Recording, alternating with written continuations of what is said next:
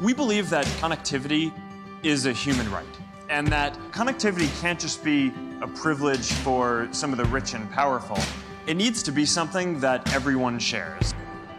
So one of the main things that we've done is we started working with Airtel to launch free basic internet services in Zambia.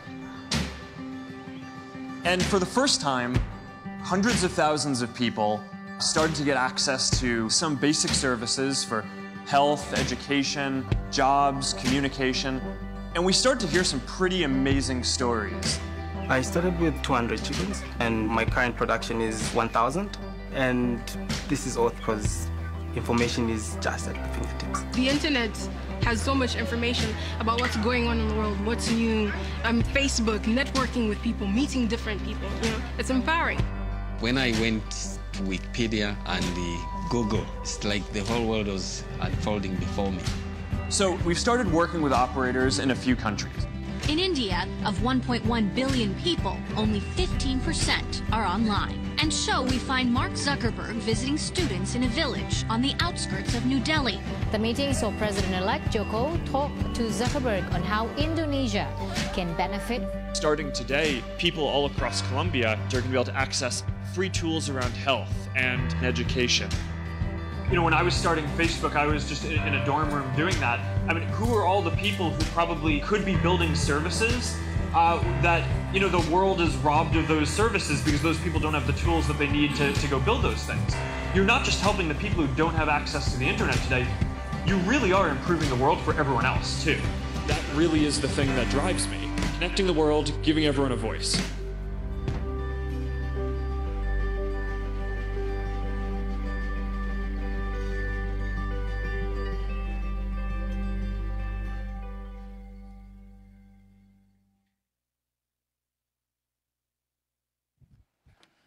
Good afternoon, everybody. Everybody have lunch? Everybody well fed? All right. Hopefully we'll keep your attention for the next couple of minutes as we talk through this track. My name is Ime Archibong. I lead a product partnerships team here at Facebook that has the pleasure and the honor of working with a number of you in this room and folks that are definitely on the live stream and around the world on building some of the products that we talked about earlier today at the keynote, but also some of the amazing Facebook products that now, as you guys know, reach well over 1 billion people around the planet. So I'm thrilled to see everyone's face here. It's excited to talk about how we're trying to build and what our approach is for building for the next 1 billion people on the planet to come online. But before we actually talk about our approach, I thought it might make sense for us to take a step back and talk about where the next 1 billion are currently located right now. As you look at any map of connectivity around the world right now, you can see that the next couple of billion people that will be coming online aren't here in California, nor are they in North America. They're not even in Western Europe, but they're most likely from the Southern Hemisphere, across the South American, the African, and the Asian continents. A recent study that was done by the ITU and the World Bank suggests that 38% of people around the world connect to the internet at least once a year.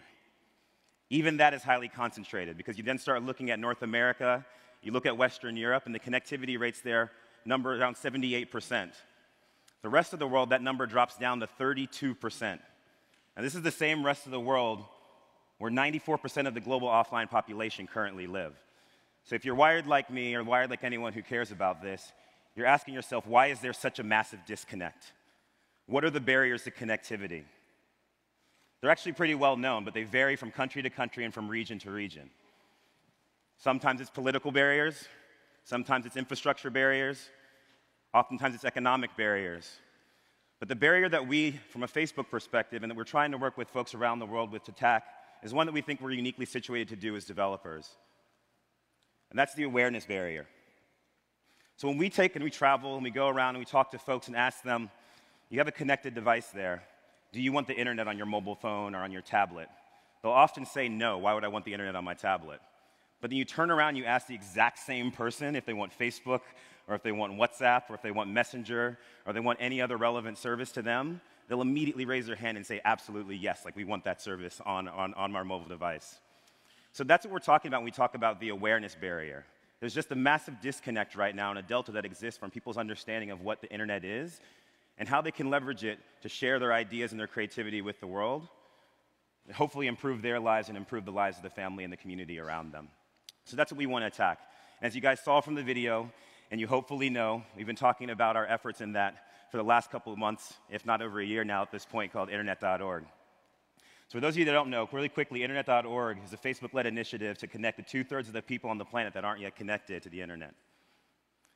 I like to describe Internet.org as trying to satisfy two different promises that we've made to the world. The first is the technical one, which is anyone that has a device that could be connected is connected. Table stakes. The second is a social promise, which is once everyone is connected to the Internet, do they have the opportunity, once again, like I said before, to share their creativity, their ideas, their passions with the world and improve their lives? It really is this second promise that we've made that I think is actually the most complex and the most difficult to tackle, but also the most interesting for me and the team I think that is working on this right now, that I'm most excited about. Mark recently captured actually the importance of this second promise in a statement that he said. And I'll read it for you guys here. It's not that connectivity is an end in itself, but it's the things that connectivity brings. The things that connectivity brings. I'll say that again, right? Because that's what I think that we, Facebook, are uniquely situated to build. Developers that are here in this room, developers in the live streams around the world to build for people. It is those things. Now, I conceptually always grasped this and understood this, but it wasn't until I got onto planes and I traveled a little bit to make sure that I could meet every single one of the next few billion people that are going to come onto the Internet soon. I'm going to pause there for a second because I just said I got on a plane to meet every single one of the next billion people to get on the Internet. And I'm in an audience that clearly is so ambitious and bold that doesn't faze anybody in this room. But seriously, I am not going to see the next couple billion people one by one, but if you saw my passport, you probably would understand that I'm making a pretty valiant effort. But the idea is when I got around and I met with local developers and entrepreneurs and people that were creating content and were passionate about this, it was really, really clear in every discussion where they were asking Facebook or Internet.org how they could build with us or how we could help support their efforts and their needs.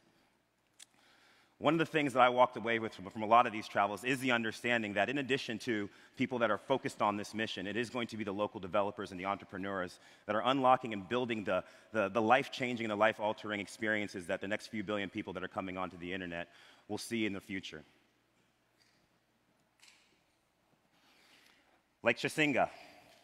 So I met this group of entrepreneurs and developers at the Bongo Hive Tech Hub right in the heart of Lusaka. Chasinga, who you can see on the far right over there, is a woman entrepreneur and developer herself who built an app to give women, Zambian women, information about who are your rights, here the legislation that protects those rights, and if those rights are ever violated, here's your opportunity and what you can do as a citizen to correct those rights and course correct. Now, this was a local developer, local entrepreneur, solving a local challenge with her local know-how. In South America, we spent some time when we met this produce seller in a small rural village just north of Bogota.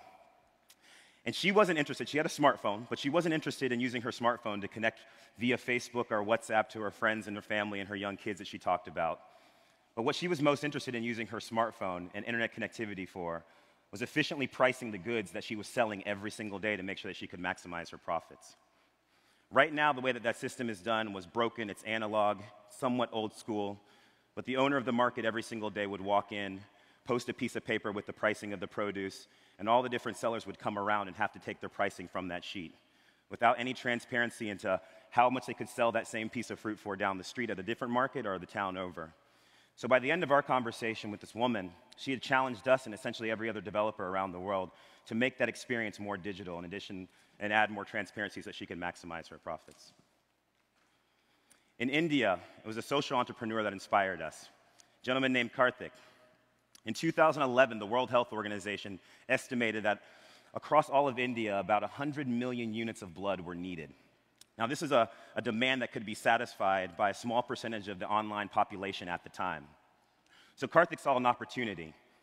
He said, and he leveraged the power of connectivity and social networking to marry folks that needed blood transfusions with trusted donors inside of their network. Karthik said, social networks can tell me every single day that my best friend's birthday is happening, but there's no reason why it shouldn't also be able to tell me that he needs 3 units of blood. Absolutely inspiring, but once again, a local problem. It's also a universal problem that was satisfied and solved by a local entrepreneur and a local developer. So I most recently got back from West Java, Indonesia, where I visited a math class.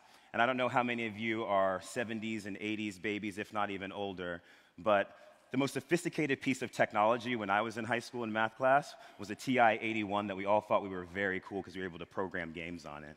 So I was truly blown away by some of the kids that I met in this classroom that were leveraging their mobile devices, the power of connectivity, and an application called Classe, which was built by 8 developers and entrepreneurs in Indonesia, to essentially take their test, study, administer quizzes, and stay connected with each other when they were outside of the classroom.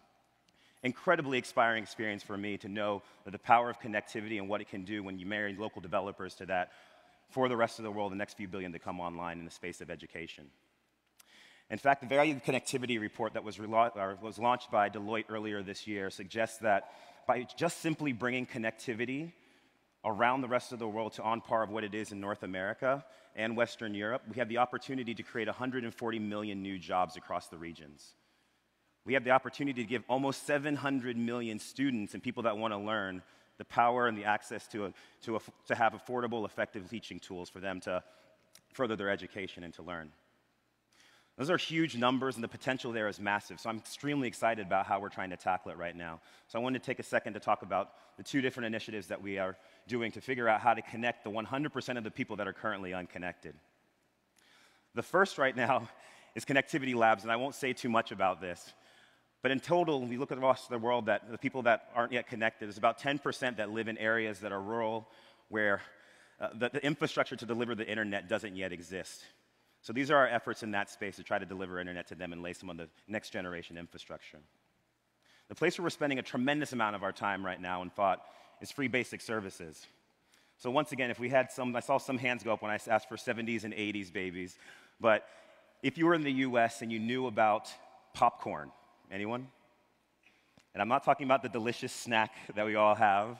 What I'm talking about, if you picked up a cell phone, or sorry, not a cell phone, but a phone, a landline phone, and dialed popcorn, you had access to some very basic information, the time, the weather, how things were going, whoever knows, right?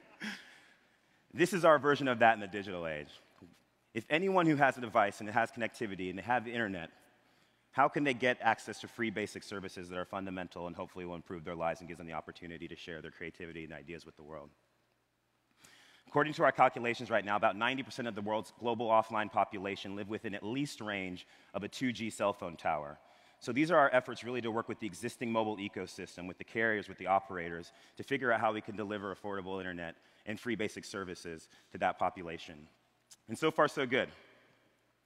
As you saw in the video, and I think as Mark mentioned earlier today, we launched in Zambia internet.org just late last year with free basic services with Airtel, in conjunction with Airtel. So if you were in Zambia at the time, you had a smartphone, you could go to the Google Play Store and you could download the internet.org application, or you could simply go into your mobile browser and you could type in internet.org and get access to Facebook, Messenger, and a number of other free basic services that hopefully would give you the opportunity to close that awareness gap of what the internet can provide you in your life. If you were a local job seeker, you had access now free to Kokoliku, which is a local job listing site. If you were expecting mother, you had access to the content that Mama was providing to help you think through your pregnancy and making sure you're making smart decisions along the way. Since Zambia, we've had great success too. We've now been able to roll out free basic services and the potential for free basic services to over 500 million people across 7 different countries around the world. In addition to opening up that potential, that opportunity, we've seen 7 million new people for the first time on the internet. It's exactly what we want to go after. But you're all here to talk about how we build for the next few billion people to come on the internet. So 7 million may not be that exciting, but it really has been the journey and the vision and our commitment to that I think has been the most inspirational and keeps us going and gives us the promise that we can actually get there. Even better than the fact that we have been committed to this has been the fact that we haven't done it alone. So I wanted to share our approach to this and also offer you as developers on the live stream and here in the audience, if you are interested in building for the next few billion, how you should be potentially thinking about this. The first and foremost is people. I say this time and time again. I say it internally. I say it all over the world. If you don't understand the next couple billion people that are going to be online, you're not going to be able to build for them. So in the same way that we at Facebook are getting out there and traveling and spending time with people, I urge everyone to travel and spend time in regions. Ask questions. Listen to people. Hear their ideas and their creativity. Figure out a way that you can support them and build with them in order to make sure that they can share those ideas and creativity with the world. It's critical and important to start with people and building with people first. The second is mobile, right? Talked about 90% of the world's population right now within mobile infrastructure. A stat that was thrown out by Ilya earlier today on stage is the fact that there's about 5 billion devices right now, mobile devices that are floating around the world, and that number is only increasing. Every single person, or not every single person, but the majority of people that will be connecting to the internet over the next couple of years for the very first time will experience that through a mobile device. So in addition to building for people first, you have to be building mobile first and understanding the mobile ecosystem. And last but not least is content. So I know a lot of people out here are building stuff. We're building stuff. But the fact of the matter is that although everyone is building something that's relevant to somebody, there's nobody that's building everything that's relevant to all people, right? The women in Zambia, Chisinga, is not going to be able to build for the woman in Colombia. And vice versa, a woman in Colombia may not be able to build for Karthik in India. So understanding who you can partner with, who you can work with, who you can work together with to make sure that your services and their services are reaching the entire planet is a critical component to our approach right now, and one of the things that we're most excited about. And I'm not going to go in too deep on that, and in fact, I'm going to invite my colleague Jackie to come on stage and talk a little bit more about our approach to working with content partners.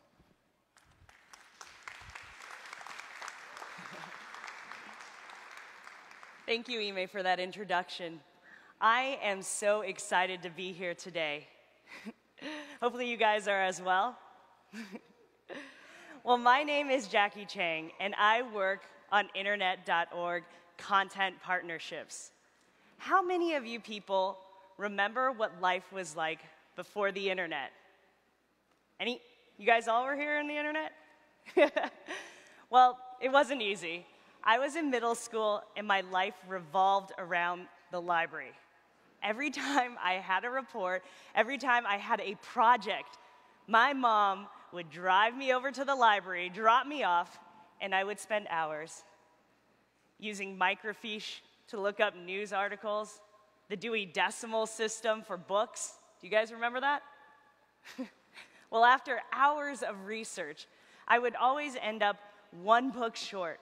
One book which would always be in another library, in another town, miles away.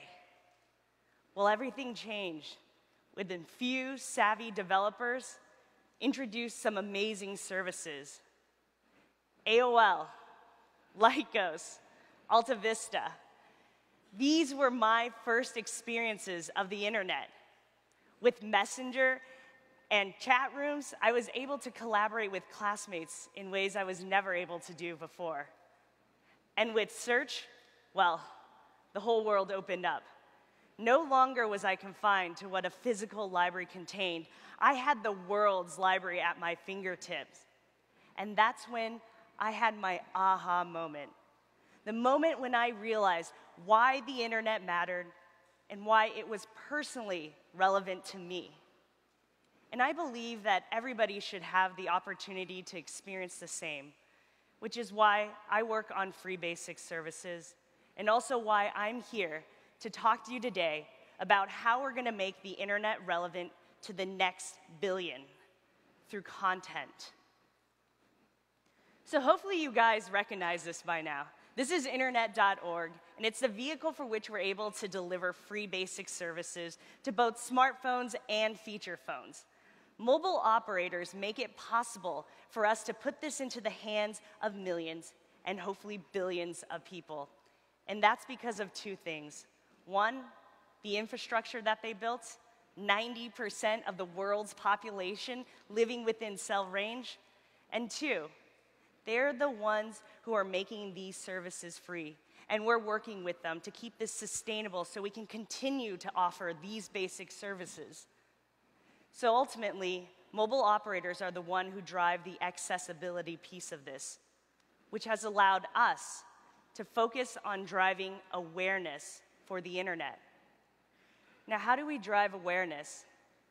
Well, we focus on delivering information and services that are relevant and can create value. Essentially, delivering that same aha moment that I experienced with my first services. Now, what we've seen in the countries that we've launched are that people find value, and people are asking for services that fall into these 7 categories: information, communication, education, health, finance, women, and government. These truly embody the basics. Now, some of these categories, they resonate with people a bit faster, and that may be because people are just experiencing that aha moment a bit faster with some of these services, or the fact that developers are just producing information and services at a much faster rate here. Either way, people just get them. And these categories, they're information, where you have services like search, reference, global and local news, sports, and weather. This is real-time, real-world information that helps people see the world clearly around them. You also have communication with services like Facebook and Messenger, health with leaders like UNICEF providing information, health information for mothers and children. And you also have platforms like OneDoc3 in Latin America, where they're connecting the Spanish-speaking country to licensed doctors. And finally, finance. From agriculture to local job boards to even local marketplaces powered by services like OLX and Machula. These services can provide economic value to people. Now, for the remaining 3 categories of education, government, and women, we still have an opportunity to deliver more powerful information and more powerful services. With education, we already have a great start. With Wattpad and 24 Symbol, they have provided great platforms for reading and writing. Now, there's other great educational platforms out there, but how can we get some of their great material that's currently in video or flash-based format and condense it down to something that we can deliver to feature phones and even low bandwidth networks? Government. There is something so powerful with civic awareness and civic participation. How can we help governments who want to build more transparency with their citizens? Well, there are some countries out there who are already leading the way. Like in Colombia, where we worked with the government to make their agricultural and educational information available. And in India, with the state government of Andhra Pradesh, he decided to help make it a more open conversation with the service AP Speaks. Now, there's more governments out there who are providing and making available more information through APIs and participating in open governance programs. How can we get more developers to take this data and to help make it into a format that can be usable by local communities and even the country? Women. Hopefully you know one. If not, hi, I'm Jackie Chang. We know that there is positive economic impact when you can integrate women into the workforce and when you can close the gender gaps as it relates to equal rights and equal pay. Well, how can we accelerate this progress through information and services? Well, we already have some great thought leaders in this space who are producing great services, like UN Women with iLearn and Nike Girl Effect.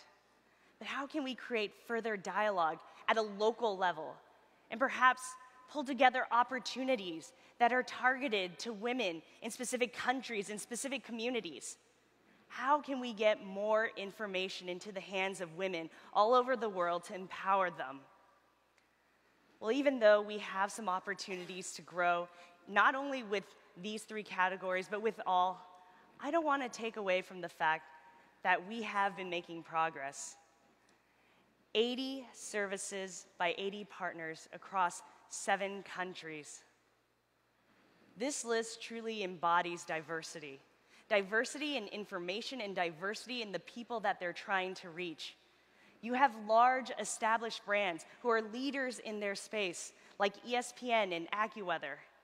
And most importantly, you also have local organizations who are thinking about the problems that they face every day and creating solutions at a very local level, like Funza with literacy in South Africa and RAP with women's right in Zambia. Well, I'd like to take a moment to thank all of these partners because they're the ones who are leading the charge and making their information accessible. But the most important thing that I have to tell you guys is that with all these partners, well, we didn't identify them alone.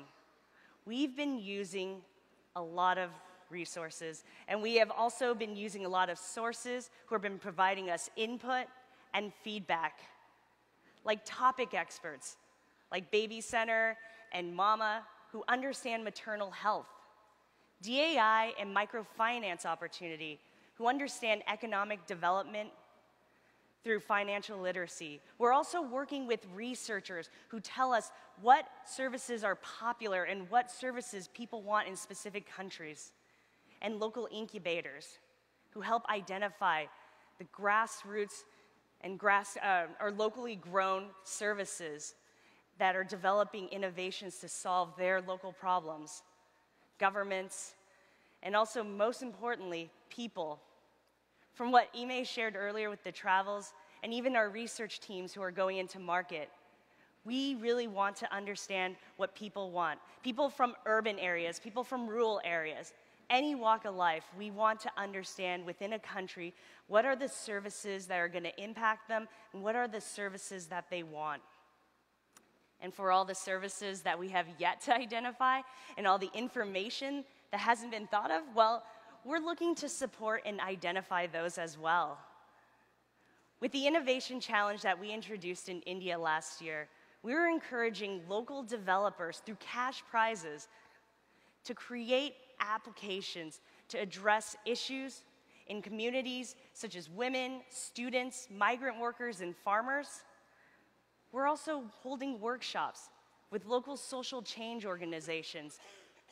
Now, these aren't your typical developers, but they have great ideas and they're thinking about the issues at the core local level. So what we're focused on is helping them translate those into tools and services that can be used on mobile devices. And finally, developer events. From Campus Party in Sao Paulo to Hack for Big Choices in Ghana, and most importantly, F8 with all you guys here. Well, we're looking for the best. We're looking for the brightest. We're looking for developers who are passionate about solving problems at a local and global scale. Now, if you're in the audience, or if you're live streaming and you want to be able to help and you want to be able to do something today, well, there are three things. 1, buildforinternet.org. 2, build for the next billion. And 3, build for people. So buildingforinternet.org. So you have a service that you think is a great fit. These are the technical guardrails that you should probably keep in mind. So because we're trying to develop a service that can be delivered to both smartphone and feature phone, we have to be able to optimize for the lowest common denominator, which is the mobile browser. More specifically, mobile browsers like Opera and UC browsers that are used all around the world. So the focus is, at this time, mobile web content. It can't be data intensive, so no video, no SVG, no iframes, no JavaScript. It is truly stripped down to the basic information that we can easily deliver to all these devices across the world. Now, if these technical requirements and perhaps the mission of this program doesn't necessarily meet your goals or objectives for your services or your app, you can still build for the next billion. And that's by making sure that in your development, you are truly optimizing for all the diverse markets out there. Now, if you want to learn more, I highly encourage you to attend tomorrow's session called Evolving Facebook for Android. Here, our Android development team will talk about how they were able to optimize the Facebook app and make it work within all the emerging markets. They're going to go in depth in terms of how they're able to get the app to react to all these different network conditions and the tools that they use to get them there. And if you're interested in testing within the next 2 days, well, I highly encourage you to come by the internet.org development garage next door. Here, our Innovations Lab team, in conjunction with Ericsson, will be there, and they're going to be emulating emerging network conditions where you can test your apps and see how they stack. Hopefully, you'll get some good best practices and also improvements that can help your app run more efficiently. And most importantly, building for people. Now, shortly after we launched in Zambia, we sent out a research team to better understand how people were using these free basic services.